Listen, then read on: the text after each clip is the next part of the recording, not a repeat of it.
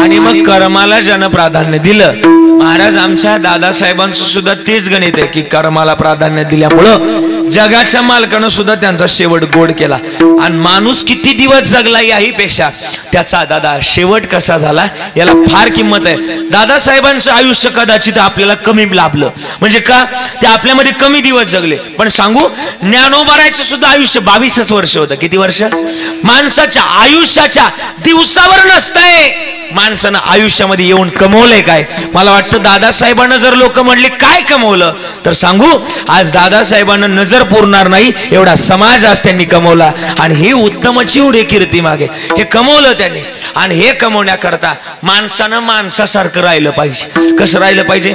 माणसानं माणसाच्या दुःखात. मला वाटतं एक केसी मध्ये सुद्धा दादांचं मोठं, खरं तर मला वाटतं त्यांच्या माध्यमातून केस सोल्व झाली. असं मोठं काम दादांचं होतं. आणि मग हे काम जर करायचंय तर महाराज म्हणले आम्हाला कुठंच जायची गरज नाही, न लगती जावे सुखे तो घरा, कुठं जायची गरज नाही. आम्ही आमच्या आई वडिलाची सेवा करावी. पण मग कशी करावी? आज मी तुम्हाला सांगू का, फायद्याचं सांगू का? टाळी वाजवून भजन केलं पाहिजे. आता नाही, हा बघ सत्य आहे. आणि टाळी वाजवली पाहिजे. का टाळी वाजवली पाहिजे? आता तुम्हाला कीर्तनात टाळी वाजवायला लावली, लोक मान्य करतील. लोक म्हणतील काय भाविक आहे, कीर्तनात टाळी वाजवली. आणि कीर्तन संपलं रोडला जाऊन टाळी वाजवा बरं. हे म्हणतील येडं झालं, याला पहिल्यांदा उचला म्हणते. हा नाही जमणार. टाळी वाजवण्याचं सामर्थ्य गोडच आहे. मी सांगू तुम्हाला थोडा आवाज. काय सामर्थ्य टाळी वाजवण्याचं? थोडंसं बोलतो. टाळी वाजवण्याचं सामर्थ्य असं आहे, आमच्या पुण्याकडे माझे एक डॉक्टर मित्र आहे धनगर दादा बरं का. आमच्याकडे पुण्याकडे माझे चांगले मित्र आहे.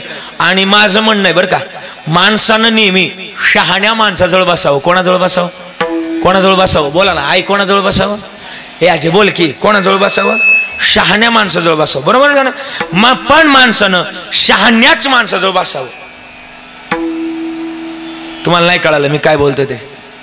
माणसानं शहाण्या माणसाजवळ बसावं, पण माणसानं शहाण्याच माणसाजवळ बसावं. का?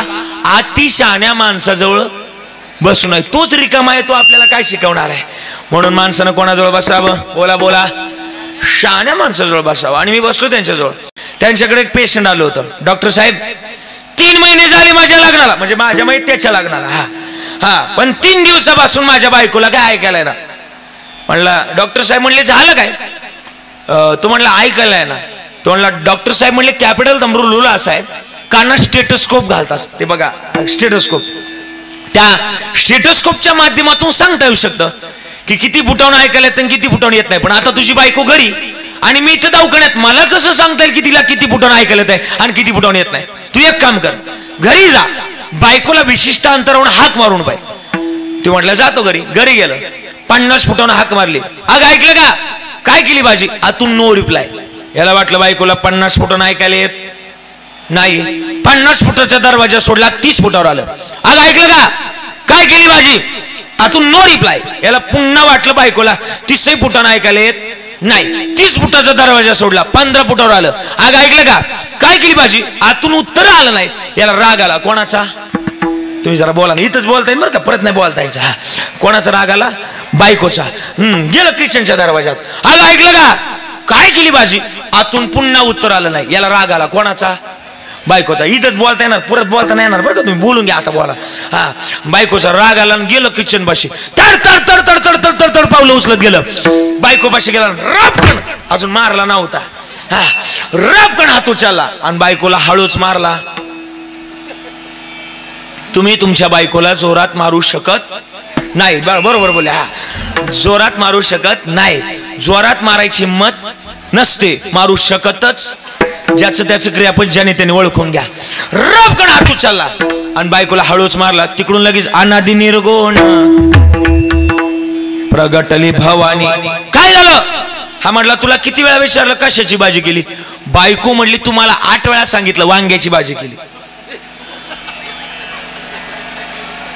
तुम्ही लवकर बोला, नाही तर डॉक्टरला मला इथं बोलावं लागेल. प्रॉब्लेम कोण होता? बोला लवकर, बोला लवकर बोला. अहो तेच बहिरं होतं, तेच. त्याला काय असतं? तुमचं सुद्धा तेच आहे ना. देव आहे, देव आहे, हृदय मंदिर शोधून पाय. देव लांब नाही. आणि मग देव शोधायचा आहे ना, हे आहे बरं का, देव शोधायचा आहे ना. मी सांगतोय तुम्हाला, तुम्ही करताल ते. तिथंच होतो, अजून कॅबिन मध्येच होतो. आणि मग कॅबिन होतं, इकडे बघा ना, इकडे बघा, हे पोरं, हे दादा ऐका, इकडं तिथंच होतो अजून मी. आणि मग आहे ना त्यांना म्हटलं डॉक्टर साहेब मी लोकांना लई ज्ञान शिकवतोय, टाळ्या वाजवा.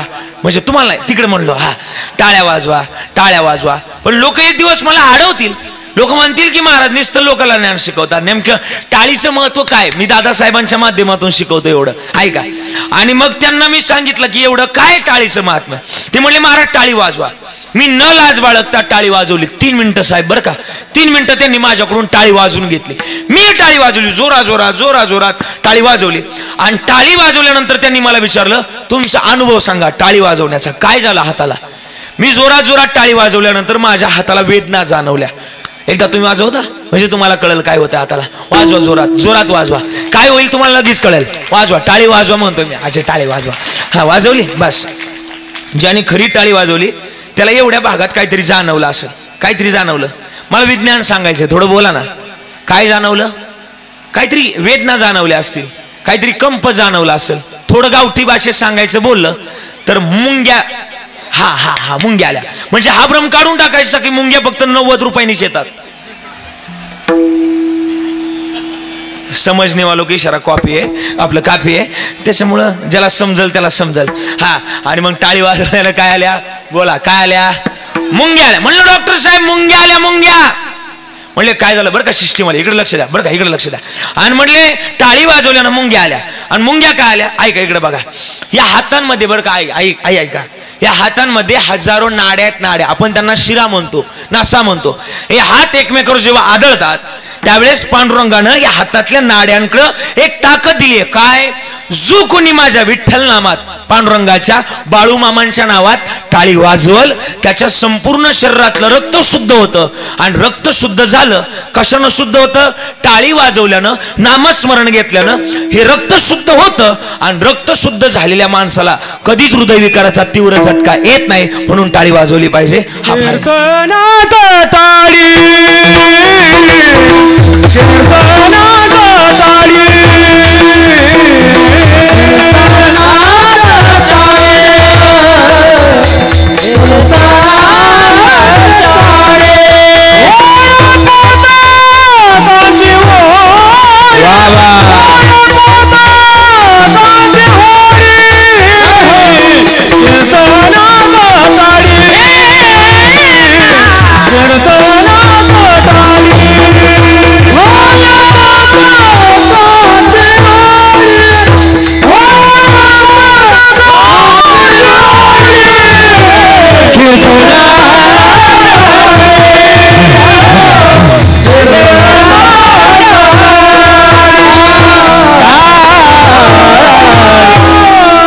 गोड प्रमाण सांगितलं. कीर्तनात टाळी होय पातकाची ओळी. मग टाळी वाजवली की जन्मातलं महत्वाचं गणित सार्थकी लागतं. आणि मग हे सार्थकी लावण्याकरता आम्ही काय केलं पाहिजे, इकडे बघा ना, ऐका ना, काय केलं पाहिजे. 10 मिनिटं राहिलेत, 10च मिनिटं थांबायचे. हा मला माहिती लय दाटे पेरलं का वर कांसाला बारीक पडत, त्याच्यामुळे पेर मापात असणार आहे, काळजी करायची गरज नाही. मग आम्ही काय केलं पाहिजे, भजनच केलं पाहिजे. आणि त्यानं समाधान मिळतं भजनानं. प्रमाणे माझ्या उगाच बोलणार नाही, महाराज प्रमाणे सदा नाम घोष करू हरिकथा. किंवा पिटी वाजवल्यानं सुद्धा समाधान मिळतं, गायन केल्यानं सुद्धा समाधान मिळतं, कीर्तन केल्यानं, कीर्तनात येऊन बसल्यानं सुद्धा काय होतं बोला, समाधान मिळतं. समाधान मिळावं पण हे त्यांच्या नामस्मरणातून मिळावं. पण सध्या काय झालं दादा सांगू का, सांगणाराही समाधानी नाही. तुमच्यावर घ्या ना, तुमच्यावर घ्या ना, तुमच्यावर घ्या. हा ऐकणार हा असं, हा म्हणजे एवढा एक माणूस आहे माझ्या बाजूला असं. हा आणि मग आहे ना, आणि मग टाळी वाजवली पाहिजे आणि त्याच्यात समाधान मिळतं. त्या दिवशी काय झालं, कीर्तन संपलं बरं का. तुम्हाला जसा फोन आला होता ना इथून आता, तसं संपलं कीर्तन. आणि कीर्तन संपल्यानंतर 4-5 जणांचे फोन झाले.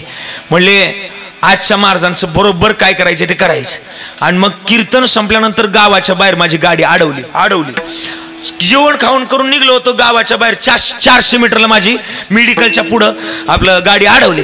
आणि गाडी अडवल्यानंतर मला म्हटले महाराज जरा प्रॉब्लेम झालाय. म्हणजे कसला प्रॉब्लेम? ते म्हणले महाराज तुमचं ते मानधन दाखवा. जुन्या काळात त्याला मानधन असा शब्द होता, आता शब्द बदलला, अपडेट झाला. पाकिट बरं का महाराज बरं का, पाकिट असा शब्द आला, पाकिट. आणि माझं पाकिट त्यांना मागितलं. म्हणलं जरा, त्याने त्याच्यातले पैसे मोजल्यावर त्यांनी जरा चेहरे पाडले. म्हणलं काय झालं चेहरे पाडायला तुम्हाला? ते म्हणले महाराज या सप्त्यातला सप्ताह चालू होता सप्ताह, ह्या सप्त्यातल्या इथून मागच्या कीर्तनकारांना तुमच्यापेक्षा दुप्पट पैसे भरलेत आणि तुम्हाला निम्मेच पैसे भरलेत. हा तुमच्यावर झालेला, बोला ना, अन्याय अशीच म्हटलेली. म्हणलं आता काय करायचं, हा तुमच्यावर झालेला अन्याय आम्हाला कदापि सहन होणार नाही. 5 मिनिटं जागेवर थांबा, याच्यात आम्ही दुप्पट. आता दुप्पट म्हणलं तुम्हाला नकोय का, मला नकोय का, मी जाम बारीक खुश झालो मोगॅम्बो. हा म्हणलं 5 नाही 15 मिनिटं जागेवर थांबतो. त्यांच्या हातात पाकिट दिलं, ते त्या दिवशी गेलेत का अजूनही आले नाही. खुशाल टाळ्या वाजिता तुम्ही, माझं पाकिट गेलं आणि त्या टाळ्या वाजिता. त्या दिवसापासून ठरवलं जेवढं मिळेल तेवढं घरी न्यायचं, माघारी द्यायचं नाही. म्हणून सांगतोय कधी कधी ना हातच्या गोष्टी निघून जातात, म्हणून समाधान असलं पाहिजे. ठेवेले आनंदे तैसेची रावे, चित्ती असू द्यावे पण समाधान आई वडिलाच्या सेवेनं मिळेल, बरोबर का नाही. आणि त्यांच्या संगतीत ना मला वाटतं जीवन जगण्याच्या काही गोष्टी आहेत असल्या पाहिजे. म्हणून महाराज म्हणले माझ्या वडिलांची मी राशिगा देवा, तुझे चरण सेवा पांडुरंगा. 10:30ला 5 मिनिटं कमी असताना महाराज सांगायला लागले जर तुझी चरण सेवा असेल तर त्यांनी आमच्या करता काय केलं, अभंगाचं दुसरं चरण. बाबा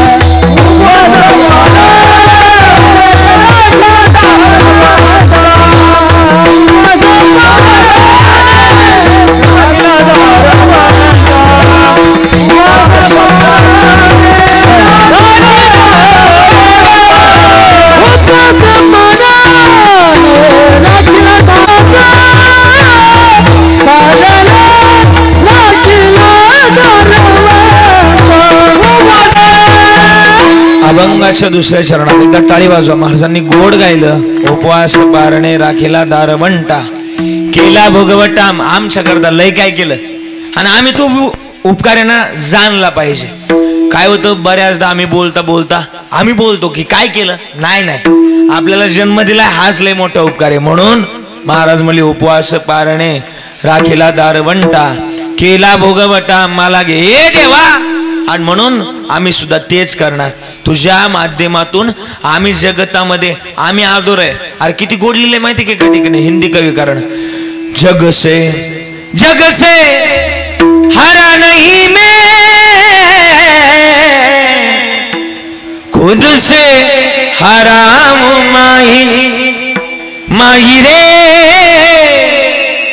रे तेरे बिन मैं तो अधूरा रहा, जीना जीना जीना उड़ा गुलाब माई के चोनरिया लहराव. जगतातलं सगळ्यात मोठं महत्वाचं गणित ते, आणि म्हणून त्यांच्या नामस्मरणाची भूमिका आम्ही शुद्ध भावानं जोपासावी. कोणाच्या, आई म्हणजे रखुमाई आणि बाप म्हणजे विठोबाय. त्यांचं भजन विठोबा रखुमाई.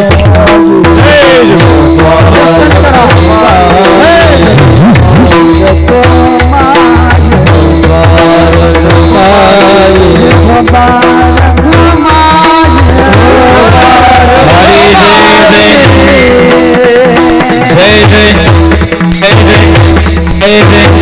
जय जय जय हरी जय जय जय जय जय जय जय जय विठोबा रखुमाई.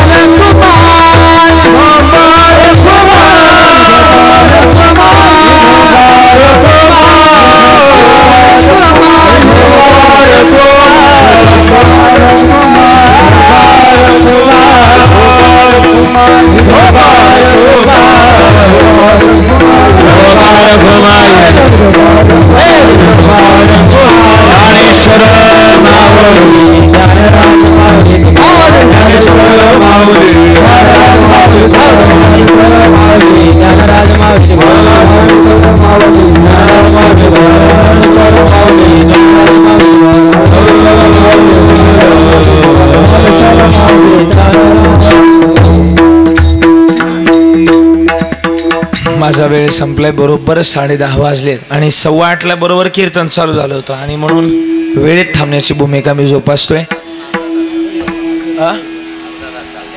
अजून तरी दुसरा येईल याच्याही नाही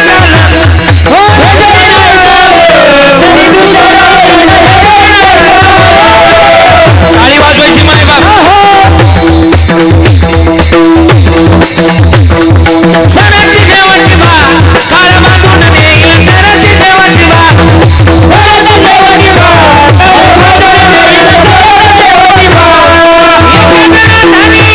आमची काय बाजा येईल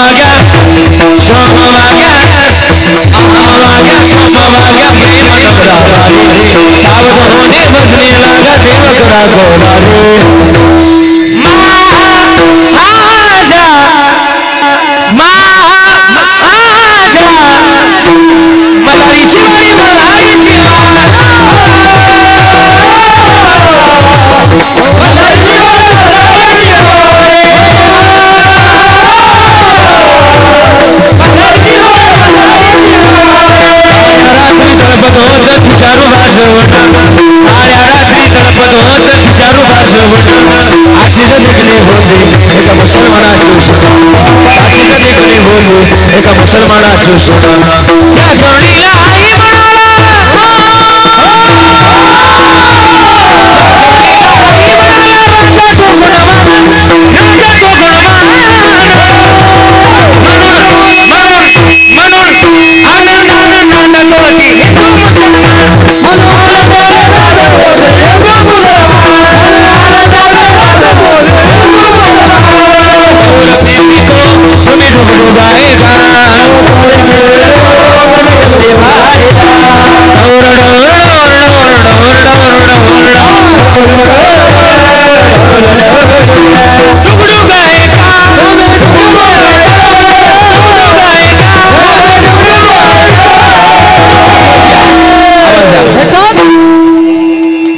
हात वरती पिंगळा माधवारी बोल बोलतने पिंगळा माधवारी बोलतने पिंगळा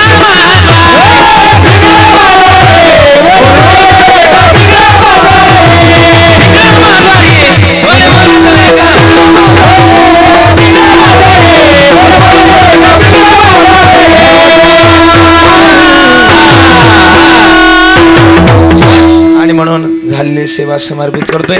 समर्पित करत असताना 2 मिनिटं समारोप करून घेतो आणि ज्ञानदेव तुकाराम तुमच्या हातात आणून देतो. म्हणजे मानवी त्यांचं हास्य झालंय किती ऐकावं किती नाही. आणि म्हणून बरं का आई ऐका ना, झालेली सेवा समर्पित करत असताना आपल्या गावचं वैभव बरं का महाराज दादासाहेबांच्या प्रथम पुण्यस्मरणानिमित्तानं आपण सगळेजण या ठिकाणी उपस्थित आहे. आदरणीय आपल्या गावचं वैभव सोमनाथ दादा श्यामला बागुल यांच्या प्रथम पुण्यस्मरणानिमित्तानं आमच्या खरं तर विकासदादांना, प्रकाशदादांना आणि सोनालीताई आणि नातवांचा मोठा परिवार असेल या परिवारानं केलेला ज्ञानयज्ञ सोहळा आणि आपण सर्वजण या ठिकाणी उपस्थित आहे. आज दादा जिथं कुठं असतील तिथून आज आपल्या मुलांना धन्यवाद देत असतील. का धन्यवाद देत असतील? आज शेवट इतका गोड माझा झालाय की हा शेवट पाहिला तर आज आपले सुद्धा डोळे भरून येतील. एवढा मागं बघितलं तर नजर पुरत नाही, एवढी लोक आज या ठिकाणी आलेली आहेत. म्हणून मी धन्यवाद देणारा कोण तर तुकोबा आहे. तुम्हाला धन्यवाद देतात. आपुल्या हिता जो आशे जागता. धन्य माता पिता तयाच्या युक्तीनुसार बोलण्याचा मी प्रयत्न केलाय. मी कीर्तन 15 मिनिटं जास्त केलं, 10:15 पर्यंतच माझा वेळ होता, पण मग मी 15 मिनिटं वाढवले. पण तरी पोरांचं अजून पोट भरणार, त्याला मी काय करणार आहे. पण मग ना आता एवढ्या याच्यात एवढं एकच असतं बरं का. म्हणून जास्त बोलत असताना थांबण्याचा मी प्रयास करतोय. 15 मिनिटं का लांबवले म्हटलं निदान मागून आलेल्यांच्या 2 घास हाती लागलं पाहिजे. मग त्यांचा विचार केला, 15 मिनिटं लांबवले. पण सगळ्यांचे आभार व्यक्त करतो. गायणाऱ्यांनी सुंदर गायलं बरं का, तुमच्या सगळ्यांचे आभार व्यक्त करतो. वाजवणाऱ्यांनी आमचे राम्मा गोड वाजवलं, देवा महाराज आहे. सिस्टीमवाल्यांचे आभार. आपल्या भागातला सगळ्यात मोठा साऊंड सिस्टीम असली त्यांना सुद्धा धन्यवाद आहे. आज तुम्हाला बोलता बोलता लई त्रास दिला बरं का, मी लई त्रास दिला. काही चुकलं असेल ना बरं काय, आई तुम्हाला लई बोललो बरं का. आज मी शरीवरून बोललो, तुम्हाला काही चुकलं असेल ना, एखादा मुलगा असेल तर दुसरा म्हणून माफ करा ना बरं का. 2 असतील तर तिसरा म्हणून माफ करा, 3 असतील तर चौथा म्हणून माफ करा. एकही नसेल तर प्रॉपर्टीची कागद माझ्याकडे घेऊन या. त्याची काय गरज नाही. माझा बाप श्रीमंत आहे. माझा किती श्रीमंत माहिती. आळंदीला जर कधी आलात तर माझ्या बापाच्या दारातच सोन्याचा पिंपळ आहे. जयाचे द्वारी सोन्याचा पिंपळ. आणि म्हणून झालेली सेवा समर्पित करतोय.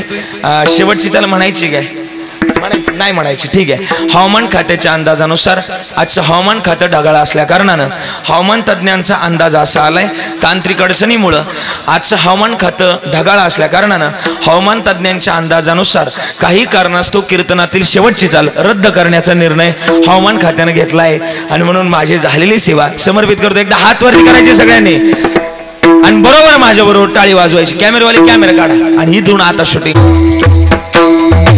एक्सपिरियन्स पाहिजे. वा वा